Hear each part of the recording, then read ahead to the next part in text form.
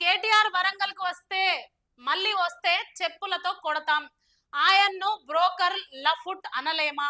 రాహుల్ గాంధీకి క్షమాపణలు చెప్పాలి. కాంగ్రెస్ ఎమ్మెల్యే రాజేందర్ రెడ్డి అంటున్నాడు. ఏమనంటే ఆయన మళ్ళొక్కసారి వరంగల్ కు వస్తే చెప్పులతో కొడతాము, మేమనలేమా ఆయనను బ్రోకర్ లఫుట్ అని. ఇక్కడ చూడండి, రాజకీయ నాయకులు అసలు వీళ్ళు రాజకీయ నాయకులా లేకపోతే వీళ్ళు సన్నాసులా నాకు అర్థమైతలేదు. ఒక సైడ్ కేటీఆర్ తిడతాడు, ఇంకో సైడ్ రేవంత్ రెడ్డి తిడతాడు. రేవంత్ రెడ్డి తొండలు ఇడుస్తా అంటాడు, వాళ్ళు తోకలు ఇడుస్తామంటారు, ఇంకేదేదో మాట్లాడతారు. ఆ ఇక్కడ చూసినట్టయితే చెప్పులతో కొడతాము, బ్రోకరు లఫుటు. నిన్న పేపర్లో చూసినైతే హౌలగాడు.